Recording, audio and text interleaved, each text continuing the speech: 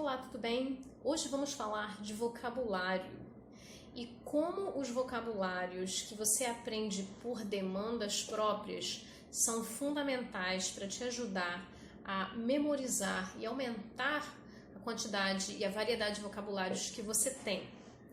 Por exemplo, quando você precisa falar alguma coisa e você não sabe, aí você pesquisa e aprende, nossa, aquela palavra é fundamental. Então, durante as minhas aulas, por exemplo, eu montei uma lista de palavras especiais, que são palavras que surgiram de demandas comunicativas do aluno ali na conversação, ele queria falar aquilo, ele queria contar uma coisa e não sabia.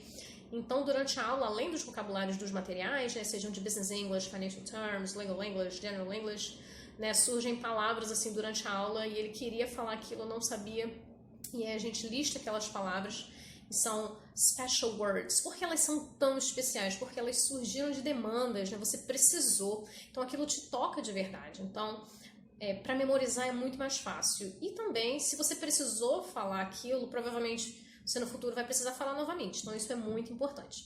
E aí, eu acho super legal quando a gente aprende essas palavras, em filmes, em seriados. Eu aprendi uma expressão, uma coisa que eu sempre quis dizer, e olha que eu estudo inglês há muitos anos, faz um tempinho que eu aprendi isso, mas assim, antes de eu começar a ser professora de inglês, eu já estudei inglês bastante tempo, e são mais de 15 anos dando aula, então é mais aprendizado, mas eu estou aprendendo vocabulário o tempo inteiro, porque eu amo seriados, amo filmes e tudo mais. E eu aprendi uma expressão chamada run an errand, que é você, quando você tem um negócio para fazer, sabe, alguém te chama para tomar um café, let's have some coffee. Aí você fala, I can't right now, I'm sorry, I have some errands to run, but I'll meet you in 1 hour, ok? Então eu tenho uns negócios aí para fazer, então assim, eu te encontro em 1 hora.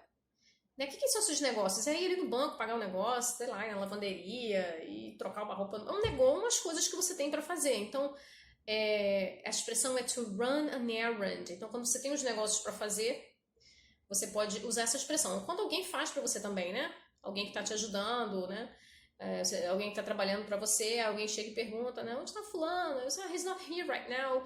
He's running an errand for me, but I think he'll be here in 20 minutes. Então, ele não está aqui, ele está fazendo um negócio para mim. Sei lá, você mandou ele no banco pagar uma conta. Então, essa expressão to run an errand. Eu nunca aprendi isso em livro, de vocabulário, dos materiais que eu dou aula, nem de Cambridge Examination, IELTS, TOEFL.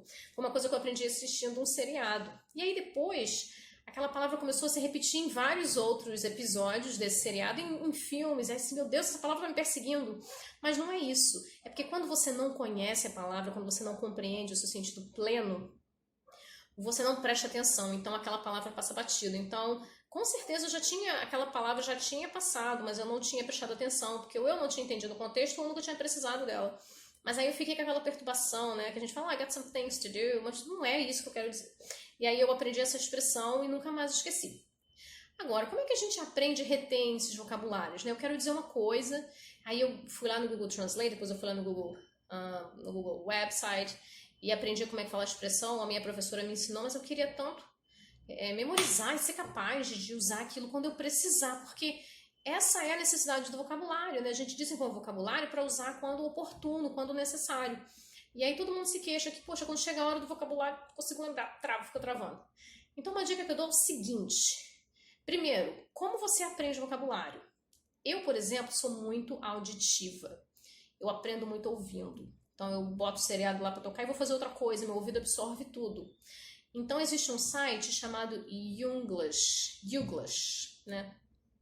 Tá aí na tela o site. O que é esse site? Você coloca lá a palavra que você quiser em inglês, e aí ele demonstra vários vídeos onde aquela expressão está sendo usada por uma pessoa, numa apresentação, num vídeo, num tutorial, numa entrevista, num TED Talk.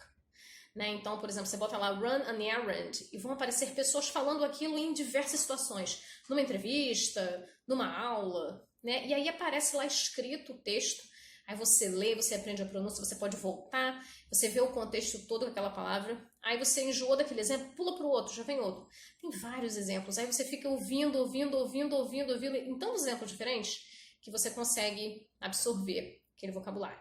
Agora, se você não é muito auditivo, se você é mais visual, então escreva frases com aquela palavra e coloque num lugar onde você tenha sempre contato. Então lá no seu escritório faz uns post-it notes, coloca lá na tela do seu computador. Todo dia quando você for começar O trabalho tá lá as frasinhas, você lê as frases, você tá vendo a palavra, né? Você tá vendo a frase.